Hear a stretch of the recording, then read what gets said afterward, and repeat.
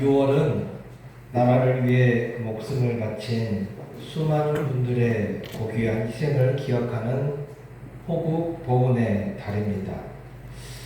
오늘날 우리가 이 땅에서 자유롭게 하나님을 예배하고 평화로운 일상을 누릴 수 있는 것은 결단코 당연한 일은 아니라는 것입니다. 조국이 위기에 처했을 때 자신의 안위보다 나라와 민족을 위해 기꺼이 목숨을 내 던졌던 신앙의 선배들, 그리고 수많은 사람들의 피와 눈물이 있었기 때문에 가능한 일입니다. 성경은 우리에게 믿음의 유산뿐만이 아니라 육신의 조국을 위해서도 기도하라고 힘써 가르치고 있습니다. 믿음의 사람들은 언제나 나라를 사랑하는 애국자들이었습니다.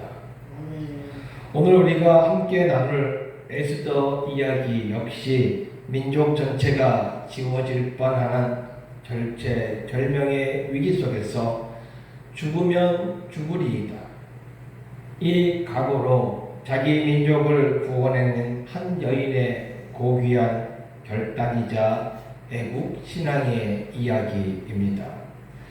더 나아가 이제 우리가 이 시대의 영적 파수꾼이 되어서 이 나라와 민족을 기도로 지켜내겠다고 다짐하는 은혜의 시간이 되시기를 주님의 이름으로 축복합니다.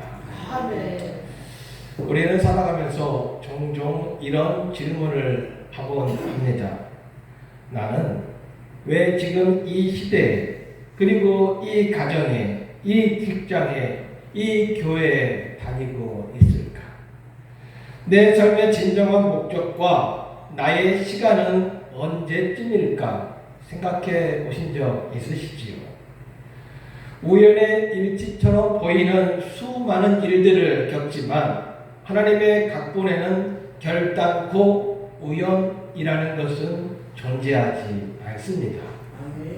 모든 것은 하나님의 철저한 계획과 섭리 속에서 움직이고 있다는 것입니다. 오늘 본문은 이스라엘 역사상 가장 어둡고 캄캄했던 포로의 시기, 민족 전체가 역사 속에서 완전히 지워질 뻔한 절체절명의 위기 속에서 선포되어진 말씀입니다. 하나님은 오늘 에스더의 이야기를 통하여 오늘을 살아가고 있는 우리에게도 말씀하십니다.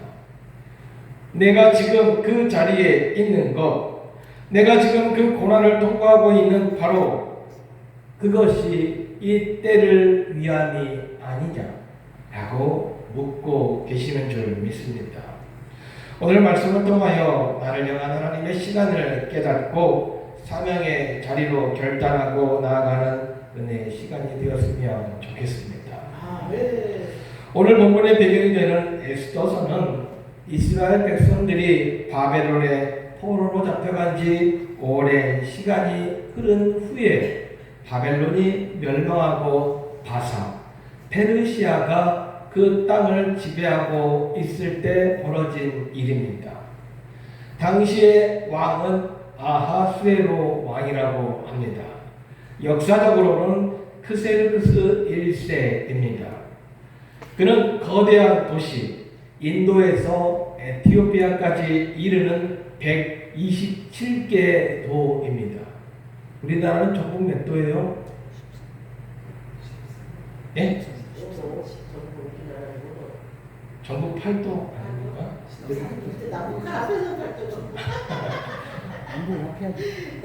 아무튼 전국 128도, 인도에서 에티오피아까지 광대한 영토를 다스리고 있는 권력자였지만 동시에도 충격적이게도 충동적인 사람이었습니다. 이때 왕의 총애를 받던 최고의 권력자 중에 아각 사람 하만이라고 하는 사람이 있었습니다. 하만은 사울 왕 시대의 아각으로 아말렉 족속의 왕입니다.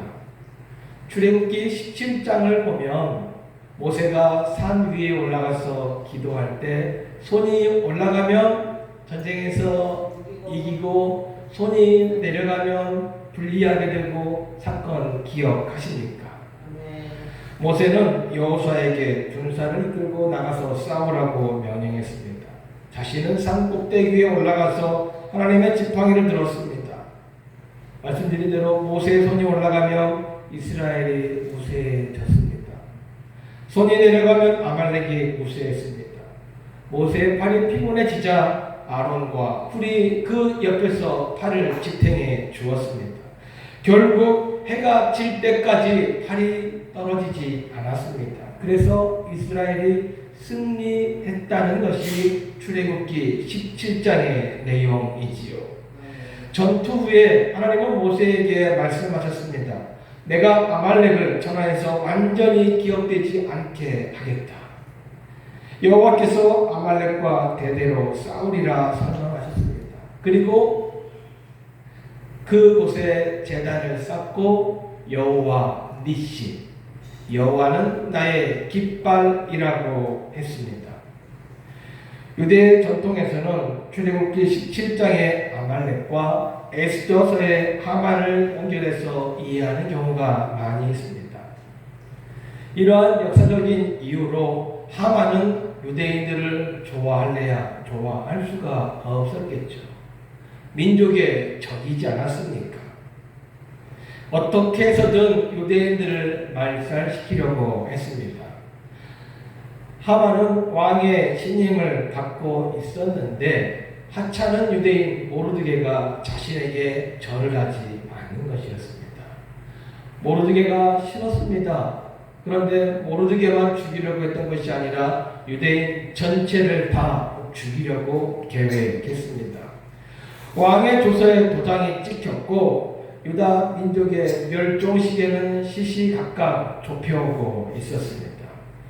여기서 우리가 주목해야 할 하나의 사실이 있는데 에스더서를 아무리 읽어보아도 하나님이라고 하는 단어는 등장하지 않습니다.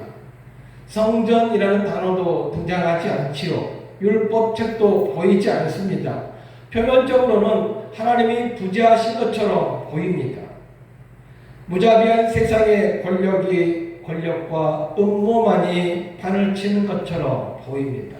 마치 오늘날을 살아가고 있는 세상과 너무나도 닮아 있습니다. 우리가 이런 생각을 하지 않습니까? 하나님이 살아계시다면 어떻게 이런 일이 벌어질 수 있을까 하며 탄식할 때가 얼마나 많이 있었습니까? 그러나 하나님은 눈에 보이지 않는 무대 뒤에서 가장 바쁘게 일하고 계셨습니다. 포로로 잡혀왔던 고아 출신의 포로소녀 에스더를 우리가 기억해야 합니다. 포로로 잡혀온 소녀가 그 광대한 제국 페르시아의 왕 후에 앉게 되었습니다. 그 자리에 누가 앉혀주셨습니까? 하나님께서 앉혀주셨지요. 하나님은 이미 하만의 음모가 시작되기 전부터 에스더를 통하여 피할 길을 예비하고 계셨던 것이지요. 포로지라는 거대한 세속사회 속에서 하나님의 시간을 신앙으로 뚫어냈던 대표적인 인물들이 여러 있습니다. 우리가 잘 알고 있는 다니엘과 세 친구들, 에스더보다 좀 더 앞선 시대를 살았던 사람들, 다니엘과 그의 친구 사드락과 메삭과 아벤느고입니다. 유다가 망하고 바벨론으로 포로로 잡혀갔습니다. 그들의 나이는 미성년자, 어린 아이들이었습니다. 바벨론의 왕 느부갓네살은 이들의 이름을 다 바벨론식으로 이름을 바꾸었습니다. 그리고 왕의 진미와 포도주를 먹이며 여호와 신앙을 완전히 지우고자 노력했습니다. 세상의 거대한 흐름과 타협하기 딱 좋은 환경이었습니다. 이때 다니엘과 이 세 친구들은 어떻게 했나요? 다니엘은 뜻을 정하여 왕의 음식과 그가 마시는 포도주로 자기를 더럽히지 아니하니라.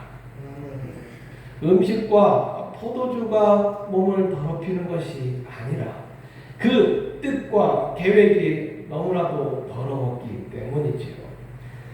다니엘은 세상의 거대한 힘 앞에 무릎을 꿇지 않았습니다. 내가 지금 비록 포로의 신분이지만 내 삶의 주권은 바벨론 왕에 있는 것이 아니라 누구에게 있다? 하나님에게 있다 라는 뜻을 정했다는 것이지요. 그런데요, 시간이 흘러 다니엘의 세 친구에게 더 큰 문제가 생겼습니다. 느부갓네살 왕이 거대한 금신상을 세우고 나팔 소리가 들릴 때 절하지 않는 사람 모든 사람들을 다 죽이겠다고 했습니다. 모든 사람들이 엎드려 절할 때 오직 다니엘과 다니엘의 세 친구는 절하지 않았습니다. 왕이 분노했지요. 한 번 더 기회를 주겠다. 그때 그 세 청년 다니엘과 세 친구들이 했던 그 말을 기억하십니까? 왕이여, 우리가 섬기는 하나님이 계시면 우리를 맹렬히 타는 불목을 가운데서도 능히 건져내시겠고 왕의 손에서도 건져내시리이다.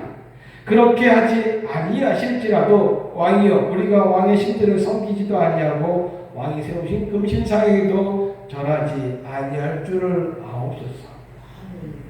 그렇게 하지 아니하실지라도 하나님이 당장 불못불에서 구해주지 않으실지라도 우리는 결단코 타협할 수 없다는 것입니다. 신앙은요, 양보와 타협이 있어서는 안 됩니다. 한번 양보하고 타협하면요, 그 다음에 두 걸음, 세 걸음, 네 걸음 계속해서 요구하는 것이지요. 그 결과 왕이 분노했습니다. 그래서 평소보다 불을 7배 더 뜨겁게 해서 그들을 던졌는데, 기억하십니까? 그 불 속에는 세 사람만 있었던 것이 아니지요. 신들의 아들과 같은 모습을 한 네 번째 사람, 즉 예수님께서 그 불 속에서 그들과 함께 하셨습니다. 그들의 머리카락 하나 상하지 않았습니다. 다니엘과 세 친구는 포로라는 암울한 환경을 탓하거나 비난하거나 절망하지 않았습니다. 그들은 하나님이 나를 이 바벨론의 땅에 보내신 것이 바로 이 시간에 살아계신 하나님을 증거하게 하기 위한 하나님의 놀라운 계획이다 라고 알았다는 것이지요. 그들의 결단이 있었기 때문에 느부갓네살 왕은 바벨론 그리고 온 제국이 하나님 앞에 무릎을 꿇게 되었던 것이죠. 다시 에스더의 이야기로 돌아옵니다. 사촌 오빠, 삼촌 모르드게로부터 민족이 멸망당하게 되었다라는 소식을 듣게 되었습니다. 그럼에도 불구하고 에스더가 처음부터 결단했던 것이 아니지 않습니까? 에스더는 주저했습니다. 어떤 이유로 주저했어요? 페르시아의 법조항을 따져서 핑계로 삼았습니다. 왕이 나를 부르지 않았는데 내가 내 발로 왕 앞에 걸어나가면 죽을 수도 있다는 것입니다. 그리고 나도 왕을 보지 못한 게 벌써 31달이 되었다라고 했습니다. 에스더는 현실적인 계산기를 두들기고 있었던 것이죠. 내가 지금 왕 앞에 나가면 왕 후의 자리도 보장할 수 없어. 아니, 내 목숨도 위태로워. 그때 모르드게가 던진 비수와 같은 영적 경고가 바로 오늘 본문의 말씀입니다. 너는 왕궁에 있어서 유다인들이 멸절당할 때 너는 왕으로 무사할 거라고 생각하지 마라.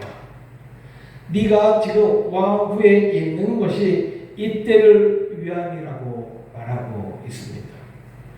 모르드게의 이 말이 에스더의 영적 잠을 깨우게 되었습니다. 네가 이 화려한 왕궁에서 왕의 자리에 있는 것이 하나님께서 너를 통해서 이 백성을 구원하시기 위함이야. 만약 네가 내 안위만 생각해서 침묵한다면 하나님은 반드시 다른 방법을 통해서 백성을 구원하시겠지만 너와 내 집안은 심판을 면하지 못할 거야. 이 말씀은 오늘 살아가고 있는 우리에게도 주시는 말씀입니다. 세상 속에서 안락함에 취해 침묵하고 있는 우리들을 향한 경고이기도 하지요. 불과 몇십 년 전만 해도요, 먹고 사는 것이 힘들어서 하나님 앞에 나와서 울부짖는 사람들이 얼마나 많이 있었는지 모릅니다. 교회마다, 기도원마다, 좋다는 산마다 기도 소리가 울려 퍼졌습니다. 하나님이 나에게 남들보다 더 나은 건강을 주셨습니까? 하나님께서 나에게 남들보다 조금 더 물질의 복을 주셨습니까? 나에게 조금 더 좋은 지위를 허락해 주셨습니까? 혹은 남들이 겪지 않는 깊은 고난과 아픔의 터널을 혹시 지나게 하셨습니까? 그 모든 자리는 절대 우연이 아닙니다. 바로 이 때를 위함인 줄 믿습니다. 내 주변에 고통받는 이들을 위로하고 복음을 전해야 할 이 때를 위해서 우리를 준비하셨는 줄 믿습니다. 다니엘과 세 친구처럼 타협을 요구하는 세상 앞에서 믿음의 정절을 지켜야 할 이 때를 위해서 우리를 준비해 두신 줄 믿습니다. 이 준엄한 사명의 맺힘 앞에서 에스더는 마침내 영적 뜻을 정합니다. 그리고 이렇게 고백하지요.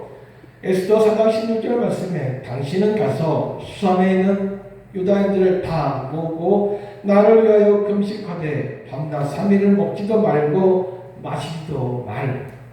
나도 나의 시녀와 더불어 이렇게 금식한 후에 규례를 어기고 왕에게 나아가리니 죽으면 죽으리이다. 다니엘과 세 친구의 그렇게 아니하실지라도 라는 신앙이 에스더에게 와서는 죽으면 죽으리이다 라는 신앙으로 꽃을 피웠다는 것이지요. 내 목숨을 하나님께 맡겨드리는 결단이었습니다. 에스더가 사명을 깨닫고 목숨을 걸고 왕 앞으로 걸어 나아갔을 때 아수에로 왕의 눈에는 에스더가 그렇게 아름답고 예쁘게 보일 수 없었다는 것이지요. 하나님이 아수에로의 왕의 마음을 변화시켰던 것이기 때문입니다. 왕은 황금호를 내밀었습니다. 결국에는요, 하만의 모든 음모가 폭로되었습니다. 유다 민족은 멸망의 날에 오히려 대승을 거두는 역전의 축제 불임절을 맞이하게 된 것입니다.